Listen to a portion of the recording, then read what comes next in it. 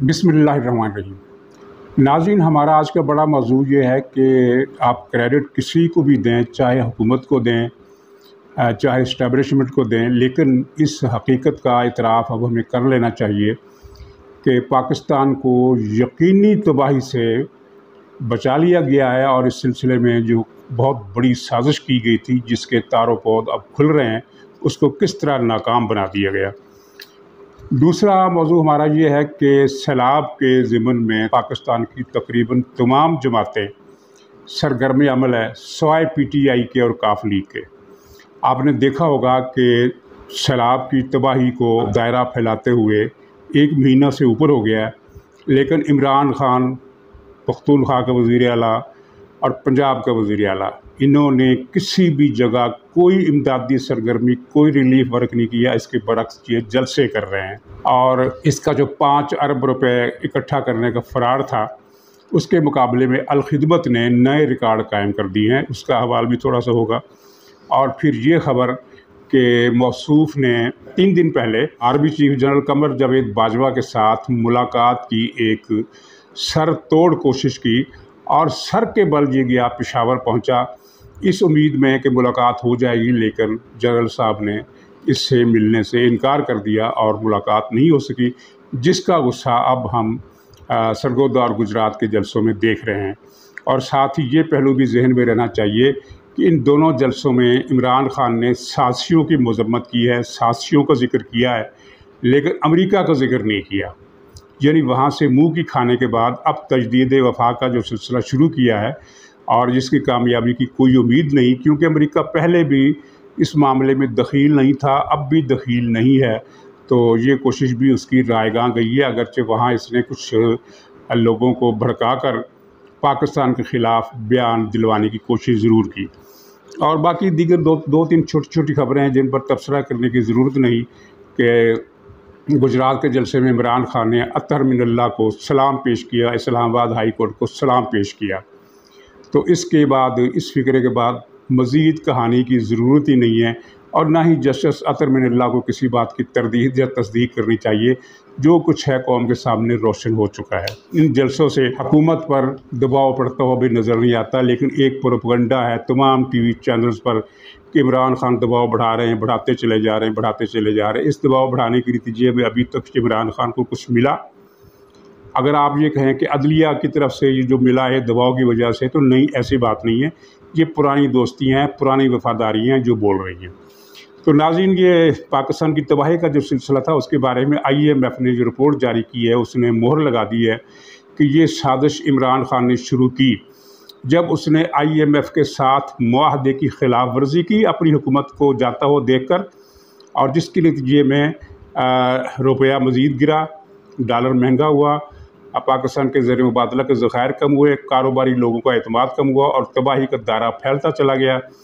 अब जैसे ही इक़्तिसादी बरादरी जो है, कारोबारी बरादरी, वो बैरोमीटर होता है इस बात का कि हालात इस्तेहकाम की तरफ जा रहे हैं या नहीं जा रहे। तो इक़्तिसादी बरादरी ने, कारोबारी बरादरी ने जिस तरह अपने कारोबार को एतमाद दिया है और मौजूदा हुकूमत की पॉलिसी की को तस्लीम किया और उसकी तारीफ़ की, उससे ये पता चलता है, और स्टॉक मार्केट की सरगर्मी से भी पता चलता है कि इमरान खान की साजिश जो थी वो नाकाम हो गई। तो नाज़रीन, मैं जो बात कहना चाहता था वो ये नहीं, वो सिर्फ इस हद तक महदूद नहीं है IMF की रिपोर्ट तक। मेरी जो इतलात जो मैंने इकट्ठी की है, और भी बहुत सारे लोगों ने ये इतलात इकट्ठी की होंगी, तो मैं इन इतलात की बुनियाद पर ये कहता हूँ कि इमरान खान को जब ये गुमान हो गया कि मेरी हुकूमत जा सकती है, तो उसने सिर्फ एक काम नहीं किया कि IMF के मुआहदे की खिलाफ वर्जी की, उसने एक पूरा प्लान बनाया।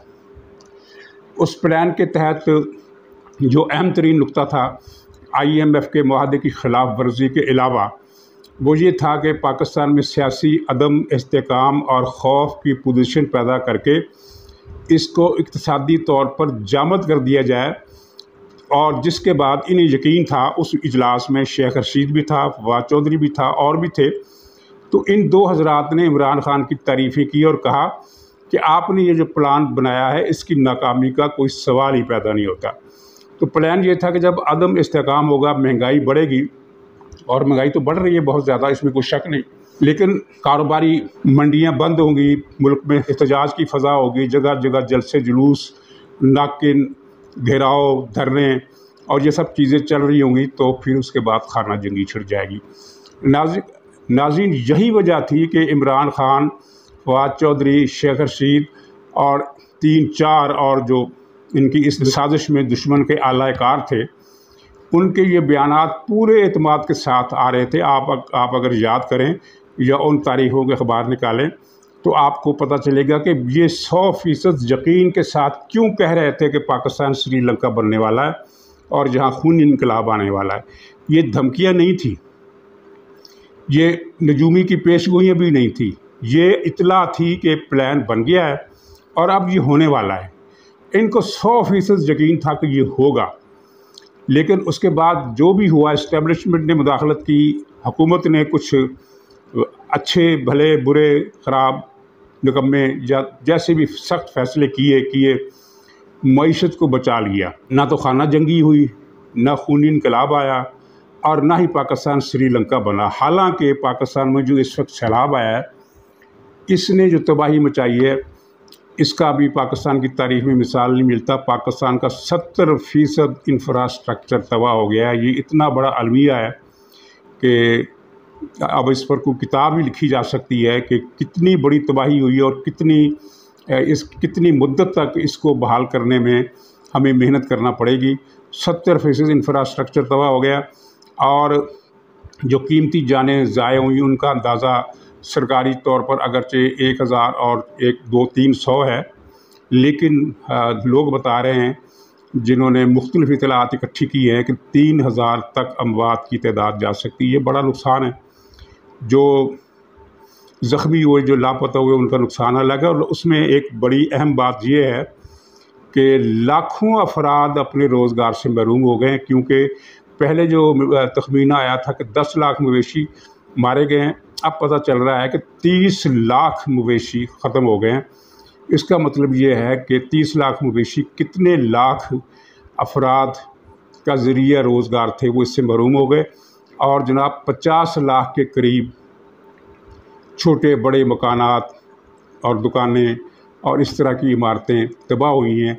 ज़ाहिर है जो आदमी मकान बनाएगा उसे कई लाख रुपए की, छोटा मोटा मकान बनाने के लिए भी कई लाख रुपए की इमदाद की ज़रूरत होगी।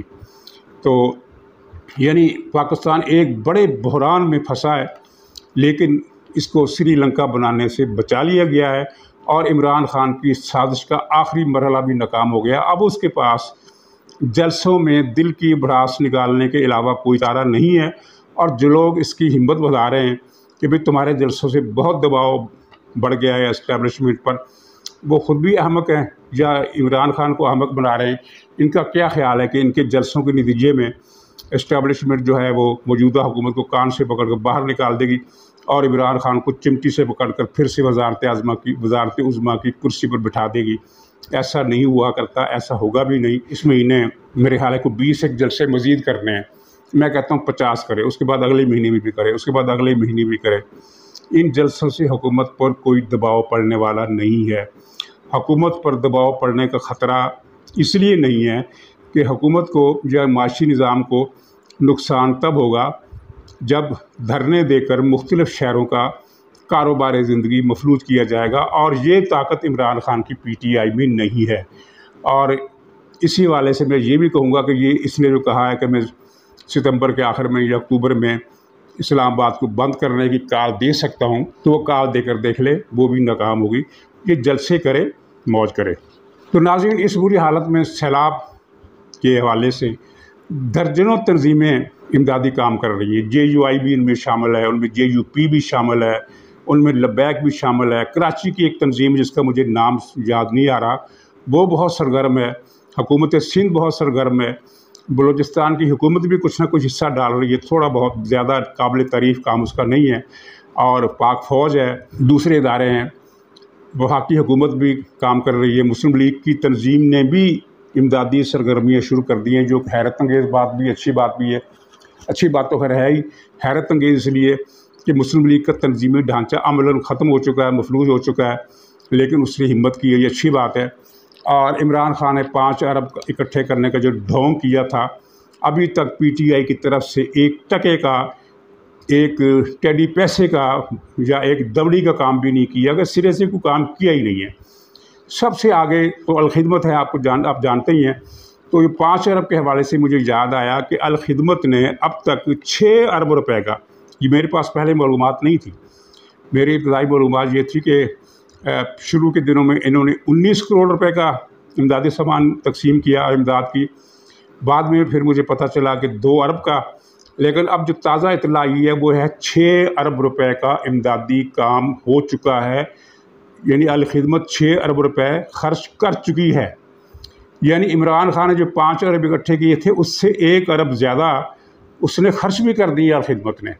ये काम होता है। और अलखिदमत पर लोगों का एतबार देखिए कि छोटे छोटे बच्चे जो कचरा चुनकर अपनी रोज़गार चलाते हैं, ये बूट पॉलिश करके अपना रोज़गार चलाते हैं, वो भी उसमें 10-20 रुपये देकर जाते हैं। अच्छा, 6 अरब तो ये हो गया। अब अलखिदमत वालों की जो जमात इस्लामी की तंजीम है अमेरिका में, उसका नाम है ICNA, Islamic Council of North America. ये जमात इस्लामी पाकिस्तान, जमात इस्लामी बांग्लादेश और जमात इस्लामी इंडिया से ताल्लुक़ रखने वाले जो लोग अमेरिका में मौजूद हैं, ये उनकी तंजीम है। तो इस तंजीम का अमेरिका के तकरीबन हर शहर में कम्युनिटी हाउस वो है, मस्जिद है, मदरसा है, स्कूल हैं, हस्पताल हैं। तो इस तंजीम ने 3 अरब रुपए भिजवाने का फ़ैसला किया है, जो 1 या 2 दिनों में पाकिस्तान पहुंच जाएंगे। तो गोया के 6 अरब अब तक ये खर्च कर चुकी है अलखिदमत, और 3 अरब रुपये ये आ जाएंगे, और इस दौरान उनकी रकम की मसूली तक ये 2-3 अरब रुपये का काम और कर लेंगे। गोया के इनके इमदादी ख़र्चे का जो हुजूम है वो अगले 3-4 दिन तक 10 अरब रुपये हो जाएगा। और इमरान खान 5 अरब रुपए के ऐलानात लेकर बैठा हुआ है। ये है वो फ्रॉड। और इसके फ्रॉड की सबूत देखिए कि अली अमीन गंडापुर, जिसने टेलीथॉन में कहा था कि मैं 1 करोड़ रुपए चंदा दूंगा, उसने 10,000 रुपये का चंदा दिया है। 1 करोड़ और 10,000 में कितना फ़र्क है, ये आप खुद अंदाज़ा लगा लें। तो ये बेरहम लोग हैं। परवेज़ इलाही तो पुराना बेशर्म आदमी है। तो अच्छी बात है कि ये किए परवेज़ इलाही और मूनस इलाही ने कि हम इमरान खान को गुजरात से इलेक्शन जितवाएंगे। परवेज़ इलाही ने जिस दिन ये कहा था कि हम मुशर्रफ को वर्दी समेत 10 मरतबा मुल्क का सदर मुंतखब कराएंगे, तो मुशर्रफ की किस्मत पर उसी दिन मोहर लग गई थी। उसके बाद हर दिन मुशर्रफ की ज़िल्लत का दिन था, हर दिन मुशर्रफ की रुसवाई का दिन था। तो अब उसके परवेज़ इलाही का बेटा, जो परवेज़ इलाही जैसा ही चोर है, उसने ये कहा है इमरान खान को गुजरात से इंतखाब में इलेक्शन लड़ाएंगे, जितवाएंगे। गोया कि इन्होंने इमरान खान की किस्मत पर जो मोहरें पहले से लगी हुई हैं उनमें अपनी मोहर भी लगा दी है।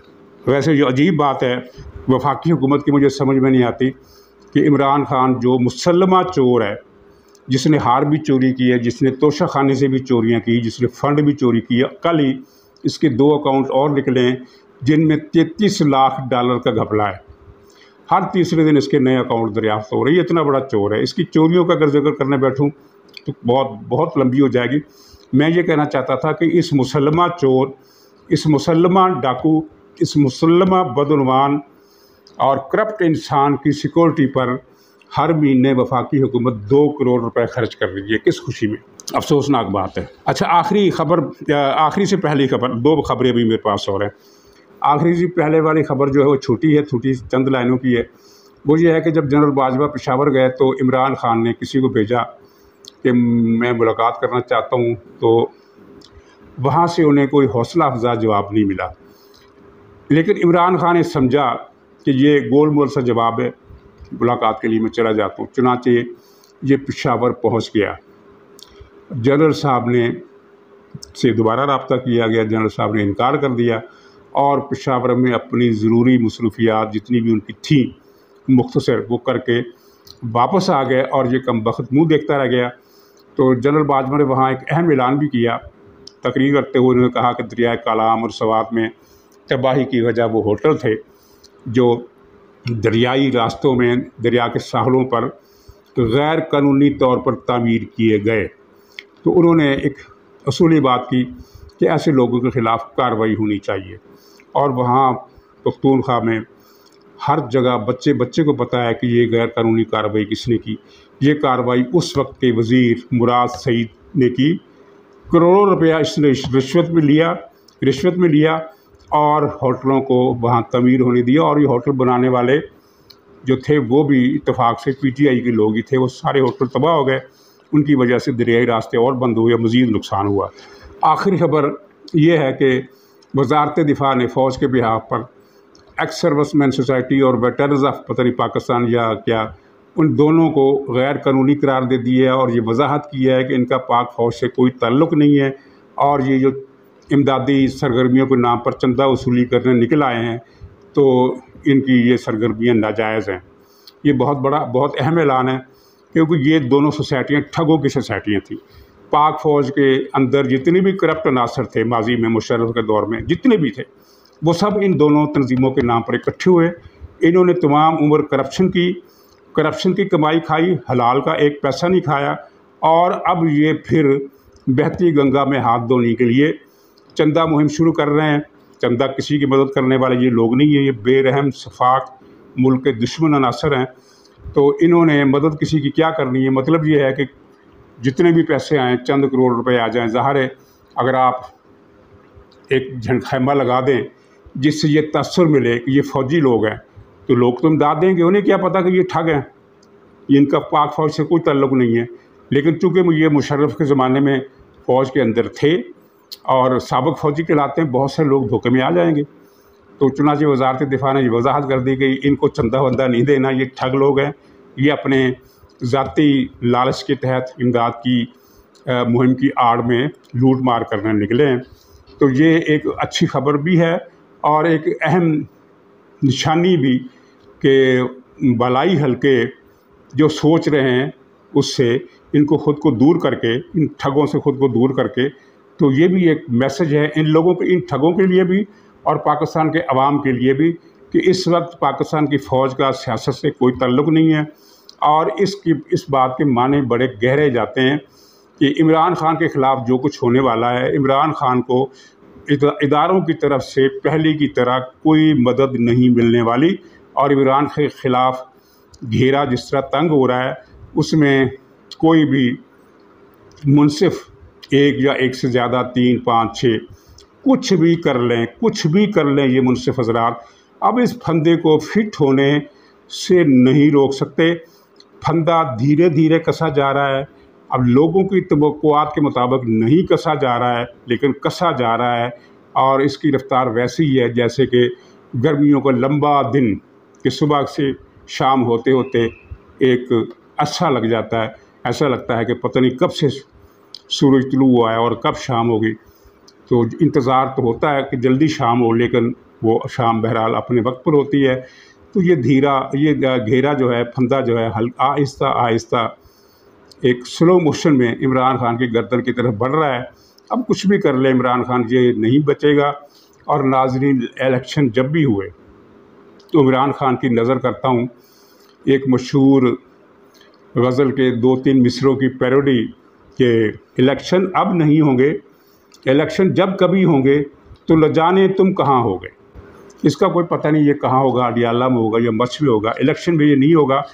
पीटीआई इलेक्शन में हिस्सा लेगी किसी और लीडर के नाम के तहत, किसी और लीडर की क़यादत के तहत हिस्सा लेगी।